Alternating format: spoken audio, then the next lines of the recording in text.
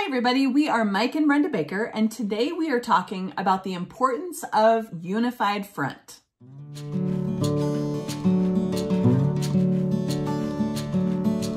All right, what's a unified front?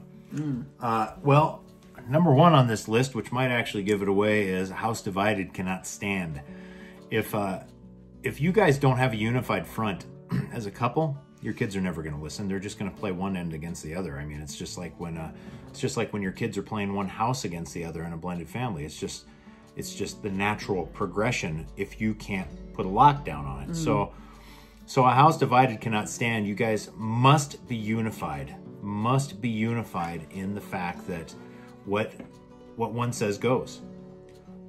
You know, if all you guys constantly do is disagree in front of one another, in front of the kids, stick a fork in it, you're done. Yeah. Okay? Those kids have already got your number in that case. You never, ever in a unified front disagree with one another in front of the kids, nor do you go scream at each other in another room, because it's not like the kids can't hear that either. All right? Take it somewhere else private, back each other up in the moment, and then have your discussion afterwards, and make adjustments as you need to, you know, at that point. But just remember, once again, a house divided cannot stand. Well, and as you guys start to find things that have come up again and again and again, that only points out an area where you need to sit down, take a weekend away, something like that, and figure out what it is that is triggering both of you. Why are you fighting about this thing? And talk through it. Get through it so that you can understand more fully how you can support one another and stay on the same page. Exactly. So that actually rolls us into number two. Okay, number two is the yours, mine, and ours philosophy. Okay, now in a blended family, you've seen the movies, yours, mine, and ours. And, you know, there's like 18 kids. And by the way, we don't have 18 kids, okay? We have 5. 5. So, but there's the yours, mine, and ours, where it's, you know, 8 kids from one family, 9 kids from another family, and they've got it all together, and it's just this big mess. The older version of the movie is excellent. The newer version of the movie is very good too. But really, here's what the key of those movies and in real life is. Yeah. It was never yours, mine, and ours. It's ours. I don't care if that kid came from you biologically or not. You would best treat that kid like it's your kid. You signed on to marry the spouse, and you signed on to be the parent. And if you're like, hey, I didn't sign up for that, tough, buddy. Get over yourself.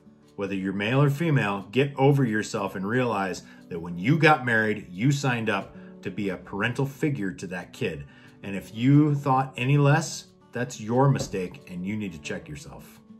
Right. And the more that you can make all of the children in your house, in your mind, yours, the better parent you're going to be, the better parent figure that you're going to be for them. Yep. There won't be any more of this, you know, favoritism and that sort of thing, which only is a disastrous mistake. Go deal with your kid. Yeah. Yeah. Yeah. I mean, and I said that to him from time to time, but we both felt like all the kids in our house were ours. And so it got to be a joke where he'd walk in and I'd be like, go deal with your son. Well, but she didn't mean it that way. No. She just meant go deal with the kid. Yeah, and he was like, well, which one? And I'm like, well, this one, you know? And we just really worked well as a team because we always had the idea that we're together. Because we chose to. Yeah, and we pushed ourselves to make sure that our kids, the ones that we had, Mike had 2, I had 1 when we got married, we made sure that those kids were not the ones that we were always protecting and not letting anything happen to. You know, we expected the same things from all of them, age appropriately. Yeah, now some of you might be thinking, well, that's just not my gift to love somebody else's kid. Believe it or not, I've heard that before. Okay, yeah. Well, then you should have really thought about that before you got married. Sorry. But you're there. You need to fix it. You need to change it. All right, am I endorsing you to just leave because that wasn't your intent? No. What I'm telling you, what I'm challenging you to do, if that's what you think, is to step up and be the better version of yourself. Let me tell you something. The lazy version of yourself is the one who doesn't want to engage with those kids. The better version of yourself is the one who will step up and treat those kids as their own. Right. And the thing about that is that the more you choose to love people that sometimes are unlovable. I mean, I get it. I got 2 stepkids that don't like me, don't want to be around me. That's on them. I did absolutely everything I could do to be the best version of me that I could be. Mm-hmm. I tried to always make sure that I had the end in mind, what my relationship would be with them as they were adults. Mm-hmm. I always had that in my mind. Things don't always work out the way that we want them to, and you can't control that, but you can control what you do now and how you act toward them on a consistent basis. So that brings us down to number 3, which is ultimately it complements the marriage, okay? The unified front complements the marriage. It shows that mom and dad are on the same page, because mom and dad in the prior marriage may not have been, okay? It might have been all over the map, but now in this remarriage, you have the opportunity, remember, to make your remarriage your last marriage. Right. All right. And I don't mean in the fact that if this guy doesn't straighten up, I'm going to kill him. I'm not talking about that. All right. Right. What I'm talking about is the fact that you have an opportunity for a unified front. You have an opportunity to come together to show those kids what a real relationship, what a true marriage looks like, regardless of what your belief on marriage is. You've got the opportunity. You need to take that opportunity by the horns. You need to make it complement the marriage, complement your spouse, and ultimately raise strong kids as a result. Yeah, I've got, I mean, you know, it's my 2 kids from my prior marriage that are the ones that are kind of the problem children now.